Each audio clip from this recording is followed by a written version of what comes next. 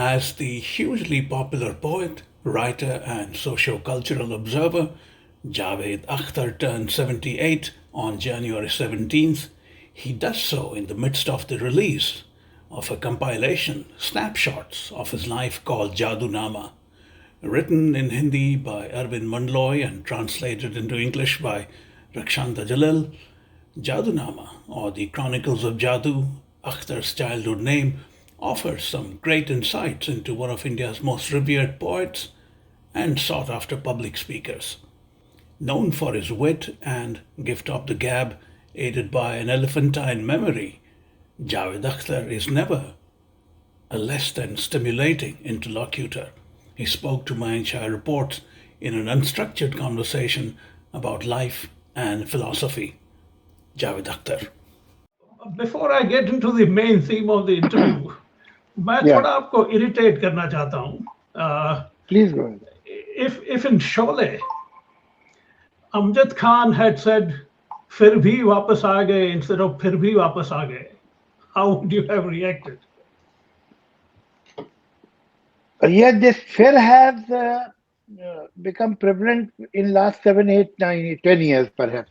Fear wasn't there at that time. People used to speak pa. Now they Right. say fool ko fool or fear. uh, uh, सिर्फ जब फायदा कहना होता है तो फायदा कहते हैं. It is confusing. Yeah, Yeah. Okay.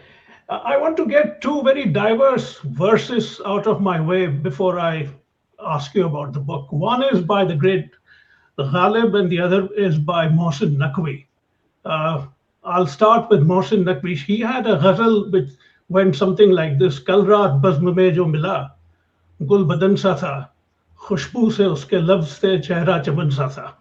उसमें एक मिसरा है, तन्हाइयों की रुत में भी लगता था मुतमईन, तन्हाइयों की रुत में भी लगता था मुतमईन, वो शख्स अपनी जात में एक अंजुमन सा था. जी. For a long time I thought this fits me perfectly individually. Lately I have thought it fits you perfectly, and now I think it probably fits all poets perfectly. तो क्या आप तन्हाइयों की रुत में भी मुतमईन होते हैं? जो अंजुमन जैसा लगता था, इस पे तो गालिब का शेर है और यही थॉट गालिब का है आदमी बजाय खुद एक मैशर ख्याल, कि एक पूरा एक मॉब, एक बहुत बड़ा क्राउड है इंसान ख्यालों का. हम अंजुमन समझते हैं, खिलवत ही क्यों ना हो. वाह वाह. खिलवत तन्हाई, Right. कि तन्हाई को भी तो मैं समझता हूँ कि महफिल है. अंजुमन महफिल है या बज़्म है.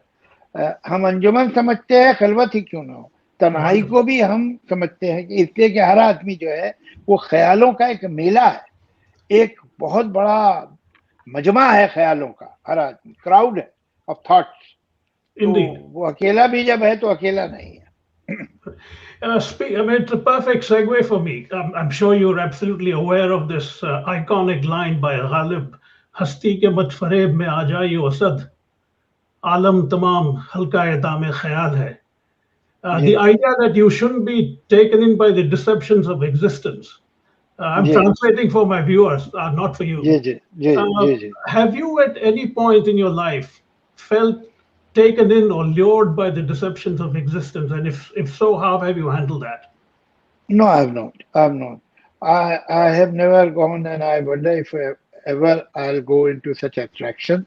The fact is that it's a real world. I exist. That is the reality. The people around me are real. All of us are there for a while. Our membership of this club called Human Society or the world is temporary.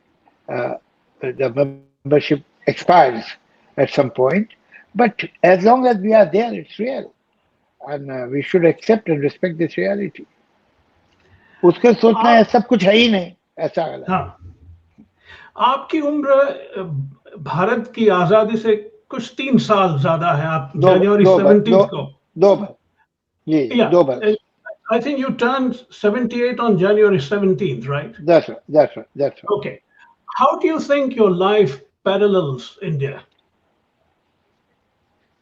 Well, when India got independence, uh, we were not able to make even a needle. We were not an industrial country at all, and the middle class was hardly middle class because you know uh, I remember I come from a middle class family. The only gadgets that we had one uh, electric iron, one ceiling fan, and one Murphy radio. That was our position. Uh, the idea of car was beyond the wildest imagination of the middle class. So now you can imagine if you look at an average middle class home today in India, in urban India, you will see what kind of affluence, what kind of facility middle class has been given or has gained, whatever, whatever the more proper word it may be. So life has materially, it has gone ahead, and a lot of prosperity has come to at least urban India. It has happened with me also. I went through the grind, but life and my society has been kind to me. So today I have a lot of facilities that I never had before, lot of comforts or luxuries that I could never imagine before. And that is the story of middle class India by and large. So I'm a part of that. Right. Besides that, I mean, life offers you packages. So, on one hand, if life has offered you material gain and material comforts, on the other side, I think in this race we have lost many things: language, literature, tradition, and rootedness that has uh, been reduced somehow. Uh, it has something to do with the kind of education we get in our schools and colleges. It has something to do with the parents' preferences and uh, sense of importance. So, on the list of priorities, I think in last 40 years, 50 years, literature, poetry, classical music, classical arts were not on the list of priorities. And we somehow deprived a younger generation of all that cultural heritage that we had. So on that hand, we have, on that count, we have definitely lost something. On the other hand, materially, we have gained a lot.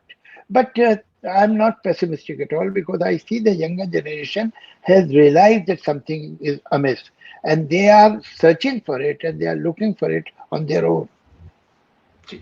मैं कल आपका एक video देख रहा था आपकी खिताब जादूनामा का जहाँ गुलजार जी साहब थे जी जी उस जी दौरान जब आप कुछ कह रहे थे तो बीच में किसी किसी का फोन बजा and it struck me that without missing a beat you said mid sentence मेरा भी सलाम कहिएगा.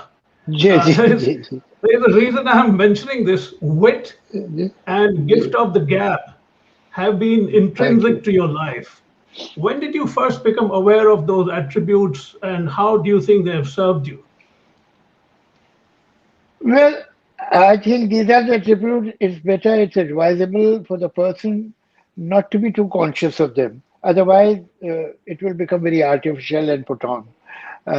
We should be thankful that I should be thankful that people think like that or give me some compliments.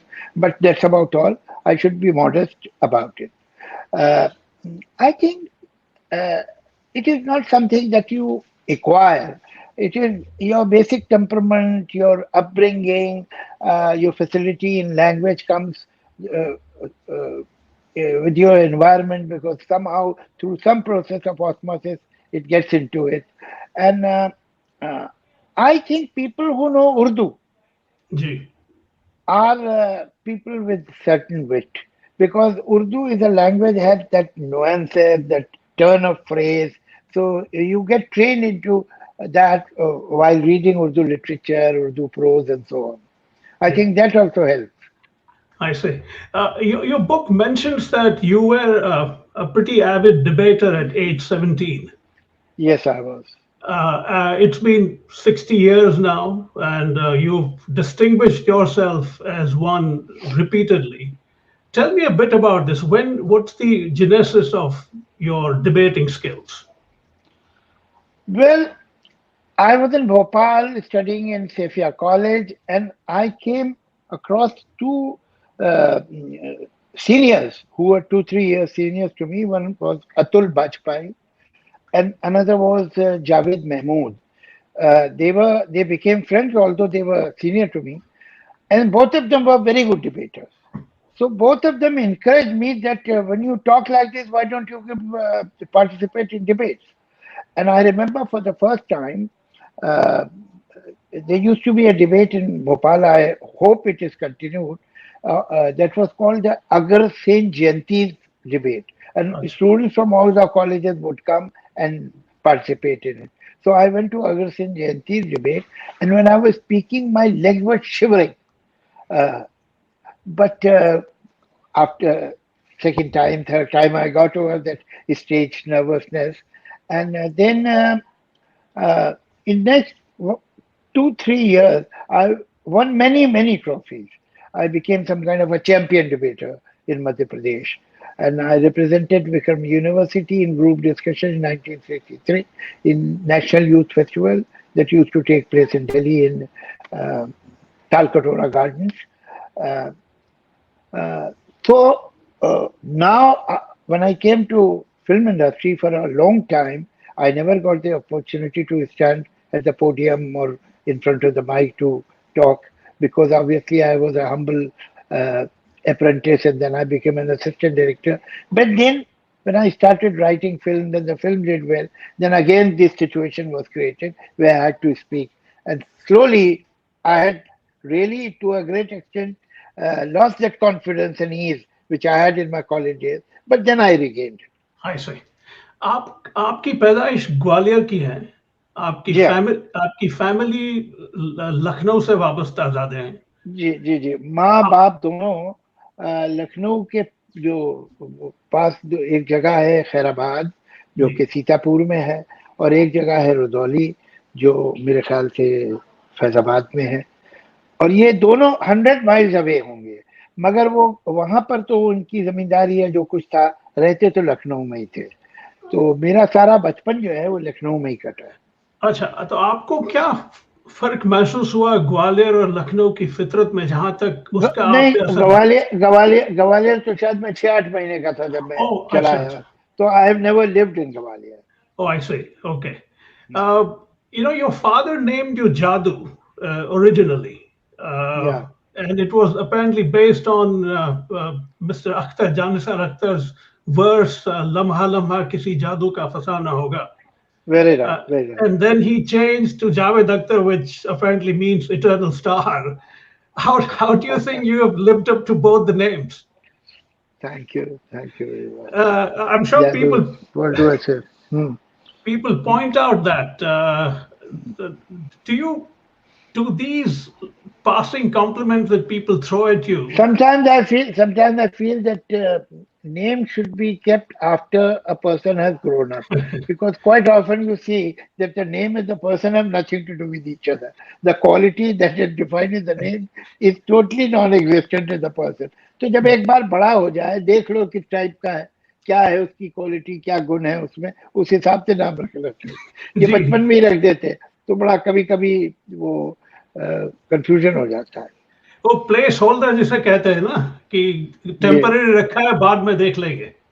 जी जी वो जादू ऐसे ही था अच्छा for अच्छा। for a couple of years my name was only Jadu but then when they were sending me to school I mean in Montessori or whatever so they thought भाई ये तो बच्चे हंसेंगे जादू इसका नाम है कुछ ठीक नहीं रहेगा तो कुछ नाम रख दो इसका तो my name was kept Javed because of Jadu. अच्छा। You did not spend much of your late childhood and teenage with your family, I think. Is that correct? Yes and no. It depends on how you define a family. I have lived with my mother. Uh, she passed away when I was 8. On the 18th of January, I became 8. On the 17th, 1953, and on 18th, she passed away. Then my family was the house of my uh, maternal grandparents. So that was my family. अच्छा। My father was in Bombay. I have lived with my father when I was perhaps 3 or 4 years old, when my mother and father, both of them, were in Bhopal teaching in the college. But after that, I have never lived with him. Acha. I've Yeah. always been curious about how the subject of a biography views that particular biography. When you read Jadunama, do you meet the person who you are, or there are features resulting from the writer's conception of who you are? Actually, it can't be called my biography Okay, because there is a long interview that the gentleman, Mr. Arvind Mandloi, Mandloi. who has collected so many interviews and turned it into a major book. But there are, I think, quite a few interviews. I mean, dozens of interviews of different people, of my colleagues, my friends, my family, and so on. Their interviews, my interview, then whatever detail he had of my speeches that I made at different occasions and different places, he has quoted them, so on. So it is a kind of a collage of many things. It is I not see. just a biography. I am, uh, I mean, it's a bit too near to this book for comfort, but uh, by the end of this month, the second book is coming. That is done by Nasreen Muni Kabir. Acha. And that book is also, about me, uh, uh, titled Talking Life. Acha. It is a long conversation between me and her. She's asking the questions and I'm answering that. That is comparatively nearer to a biography. And she has asked me about my childhood, then about my college days, school days, college days, then my struggle in Bombay when I came and I went through the grind, and then so on, and then my associates, the kind of people I met, the kind of situations I negotiated in my life, the strange people, and how life sometimes makes big circles. It starts Right. from here, and then after many years, it reaches its logical end, so on. Right. So that is in another book. This is perhaps, I'll say, a collage of my interviews of many, many friends, then a report about my film career, and my quotes from different sources, from speeches and debates and whatever. So it's an interesting book. It's doing extremely well. I mean, today the publisher called me.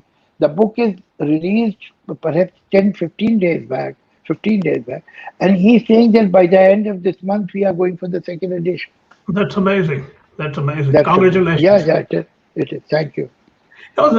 इसका तो मतलब ये हुआ कि अब आपकी खुद की जीवनी आत्मकथा ऑटोबायोग्राफी वो इस सीम नहीं नहीं, कुछ इसमें भी है और आई नो कुछ उसमें भी है। नहीं तो फिर मैं ये पूछना चाह रहा था कि क्या ये मैं सोचूं कि इसके बाद आप खुद अपने बारे में नहीं लिखेंगे मुझे मुश्किल लगता है, इसलिए कि किताबों में दोनों को मिला के बहुत सारी बातें आ गई हैं, अच्छा ज्यादातर आ गई हैं जो कि मैं ओन कर सकता हूँ पब्लिकली, लेकिन बहुत सारी बातें ऐसी होती हैं that it becomes embarrassing to talk about them or write about them because I mean you have all the right to be totally frank and honest about yourself, and you can make any confession where you have done wrong. But uh, incidentally, what happens that such many stories involve others, right others who are living, others who are dead, but their children or grandchildren are there. So why embarrass them? I mean, obviously, there have been many people who are not too good to me.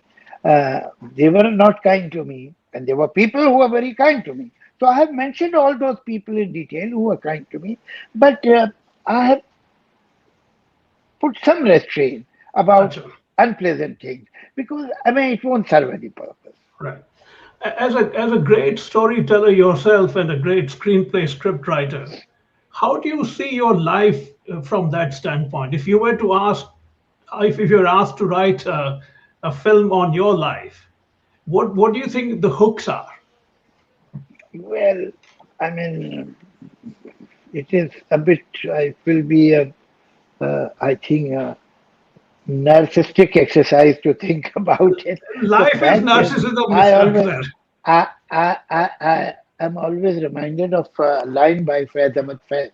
जी. इस राह में जो सब पे गुजरती है वो गुजरी. We sometimes the way we become arrogant about our success, about popularity, about our name, about fame, about uh, our position, which is wrong. Right. The same way, sometimes we become arrogant about our wounds, about hurts, about our deprivation, about our bad days, and we take all those wounds and turn them into medals and put them across our chest. And we see, so, and we've become very proud of what went wrong with us, how we were ill treated, and we uh, ask people to respect us because we have failed so in our life Right. to some in on many stages. That is also wrong. You see, if I was unemployed, if I went without food, if I went without a shelter, without clothes, without uh, having money to go to a doctor if I'm not well, am I the only person? Is it so unique? The fact is no. There have been millions and millions and millions of people who have seen all this, and even today they are seeing it all over the world, at least in the developing countries. So that doesn't make me unique. On the contrary, I should be thankful to my life that it is behind me now, and I have come to a better uh, times where life is kind to me. So talking about it with certain pride can be there can be two reasons for it. One, that see how much I have suffered and Right. how much this word has been cruel to me. No, this has happened to many people, so there is nothing great about it. Another, that you see, I was homeless, I was jobless, and look where I have come, where I have reached. Now, this is the other side of arrogance which we hide while telling a sob story, but actually we are telling, do you realize where I have reached? How much I have won, how victorious I am, how much territory I have conquered. Both the things are not worth saying, I think. We I should be agree. humble, we should be thankful, and we should remember that there are many people who have done much better work than us, people who have achieved much more than us. Right. So thank you very much. Life is fine, kind. I have good friends. I have a good, happy married life. My children are doing very well. So I'm a satisfied person, but at the same time, there is some unsatisfaction in me that I realize that I could have done much more, and I should do much more than what I'm doing. I was once again referring to the video with Gulzar Saab yesterday. Another feature that struck me was the range of erudition that the two of you put on display. And it also struck me that you are perhaps the two only surviving members of that grand Indian project of great writing, great music, etc. Uh, how do you look at things like that? Language has become so fractured now and abbreviated and truncated in the social media world. And it's Yeah, been one of your observations too, yeah. I think language is not a pond or a lake. Language is a river. It keeps on changing. I'm sure that if my grandfather would have heard me speaking, would have been quite shocked. That this is the language nowadays people are speaking. Language changes. And as far as the writing talent is concerned, I beg to differ with you. I think there are many young writers who are doing extremely good work. If you see Abhinav Sinha's pictures, look at the writing. The quality of writing is unbelievable. If you there are many. Look at the film Udan, which was written by somebody who was at that time 26 years old. What a brilliant script it is. Uh, this There's so many films. Masan. Then when I see Gully Boy, Dil Dhadakne Do, these are the films by Zoya, my daughter. So I really developed respect for their writing. I mean, these writings are much more mature than perhaps what I did in 70s, 80s. I see. Uh, the two of you exuded such warmth and respect towards each other in that at that event. Uh, Talk a bit about that because I was quite touched by the way the bond seemed to work. Again, without trying anything, it was just there. It is there. It was always there. I don't know because people think, because perhaps generally it doesn't happen. I don't know. But they think that they are writers, they are in a certain position, so there must be some kind of a rivalry, there must be some kind of competition in them, and so on. But the fact is that I met him in 1970. That makes 52 years, 53 years, this is the 53rd year. And never for a day we had unpleasant relationship or we had a conversation which was unpleasant. Never. We don't get to meet very often because everybody is busy in Bombay. But whenever we meet, it is as warm as you saw that day. That the only difference is that there was a TV camera or some video camera that was shooting it. Otherwise, this is the way we have always met for 52 years. Right. To digress a bit, the idea of Yeah, mother as an ennobled entity has reflected in your film writing. I'll just cite two examples. One is, of course, the most famous one, Mere Paas Maa Hai from Diwar. I wouldn't go into the details, everybody knows about it, but I'm trying yeah, to make a point. There was another film called Meri Jung. Uh, yeah, there is yeah. a scene in that movie where Nutan, who is mentally disturbed and somewhat unstable, is talking to Anil Kapoor, where she says, "मेरे दो छोटे छोटे बच्चे हैं जो मेरे बगैर नहीं रह सकते." And Anil Kapoor Hmm. replies, "किसी भी उम्र के बच्चे अपनी माँ के बगैर नहीं रह सकते." Now, that was a very Javed Akhtar line. And it struck me that here is a man who has a very interesting idea about what a mother is. Would you mind talking a bit about that? Yeah. Uh, Now I can talk because I think I have uh, found a distance between that hurt and myself now. So I can look at it, look at the contours of that Right. uh, uh, emotion, that hurt. Uh, I lost her when I was 8, and I think for a very long time I did not allow myself to mourn over her or to think of her. But now at this age, when I'm going to be 78 within few days, I can tell you that when I was in my early teens, when I was a teenager, I missed her. I missed her like, I mean, it sounds very funny that I would see a grown up woman who is wholesome, talking with confidence. She's looking charming, maybe when I was 12, 13, 14, 15, 16. And the lady is 40 years old, or 45 years old, or 50 years old. Uh, I would fantasize, I wish this woman would have been my mother.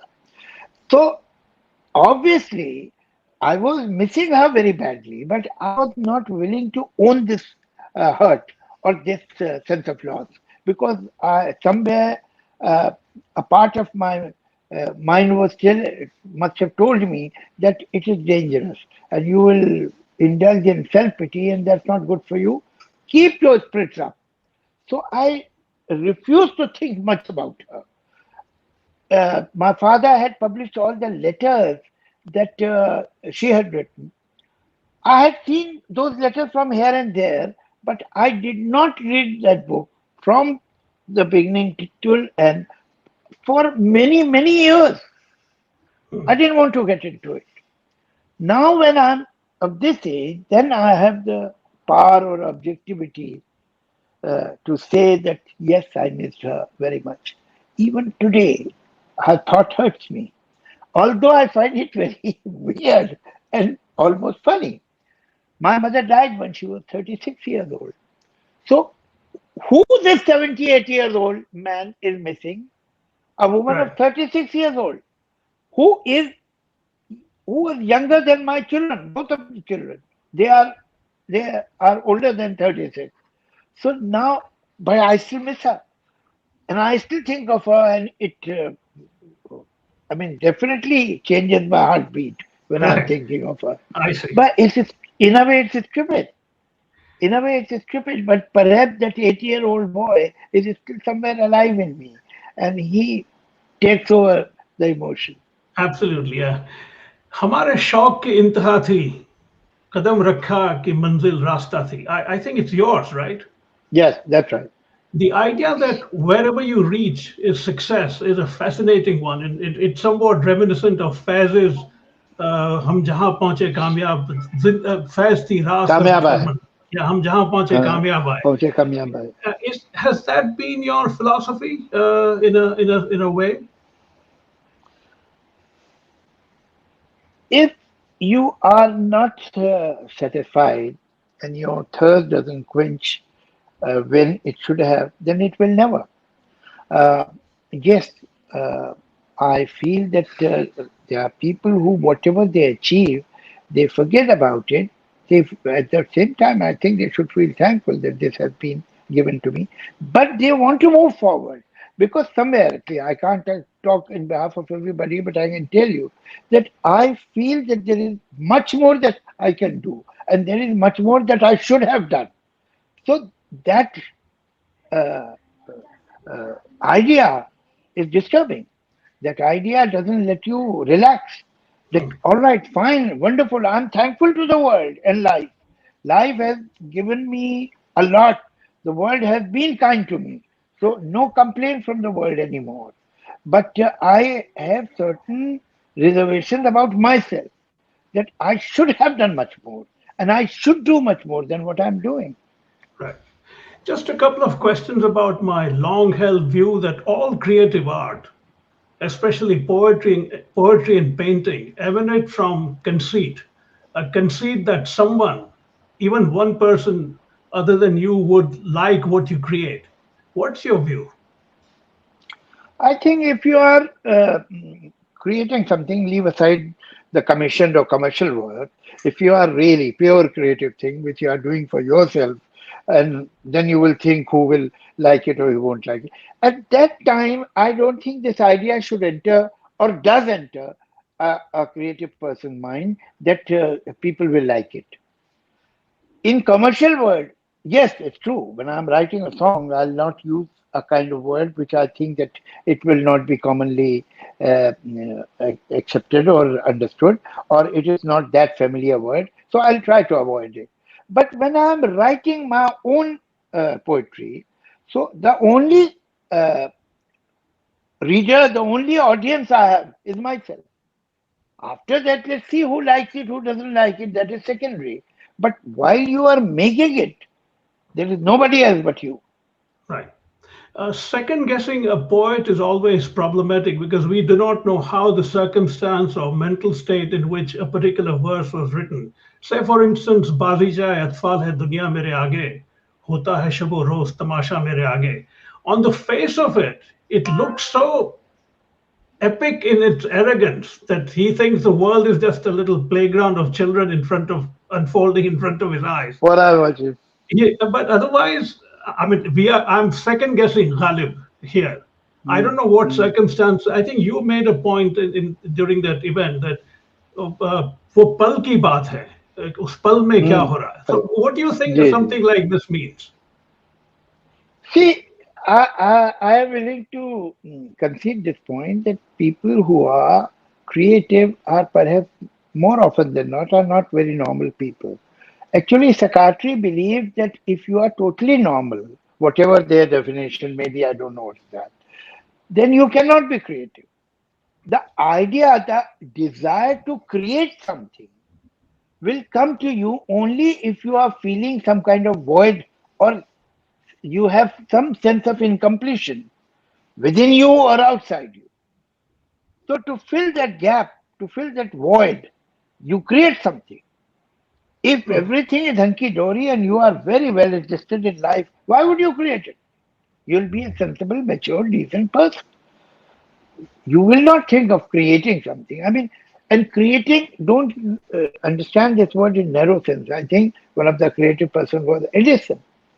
Now, a normal person who has a good job, who has a regular family, a loving wife, wonderful children, good neighbors, he's a member of a club where everybody likes him, loves him. Why would he think that let me make a machine that will capture sound? I mean, the Correct. idea is mad. It's a mad idea. It happened. But the very thought that let me catch sound is not of a normal mind. Right. Why he desired to do it? A normal person will not desire to do it.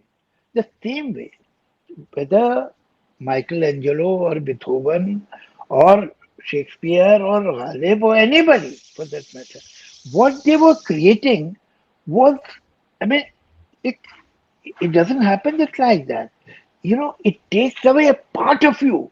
It takes toll from your nerve, from your memory, from your nostalgia, from your feelings, emotions.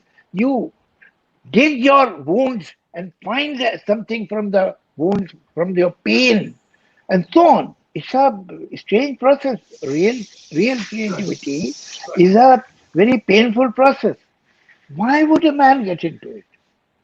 Why won't he live happily and start some real business instead of thinking of poems and paintings and sculptures? So, yes, more often than not, people who are creative are not very normal people. But some of them have the part which is normal, has that strength to control that abnormal side of their personality and keep it in some kind of reign. And some people cannot, and that abnormal side of the personality breaks the rein, and then they become obviously very abnormal people. Right. दो आखिरी चीजें मैं आपका slightly philosophical points I wanted to know your view on. Buddhism has a profound concept called kshanika, the idea that existence is from moment to moment to moment and not a continuum. In fact, the 7th century scholars such as Kumarila Bhatta used to wonder अगर ये moment to moment है तो ये दो क्षणों के बीच में क्या है. Now we're talking about 14, 15, 1600 years ago. This was the level of discourse. I my personal sense is that somewhere along the line, we seem to be losing that kind of intellectual vigor in our society. What is your view of that? Well, I'm not a philosopher, that's for sure, but India has been a very fertile land for philosophers and thinkers. Uh, Not many people know that India was the first country in this whole world that had a real serious moment of atheism and rationalism. The first country in the world, and when almost 3,500 years ago, the Charvak movement was Indeed. unbelievable. I mean, 3,500 years ago, Brahaspati writes that there cannot be any life after death.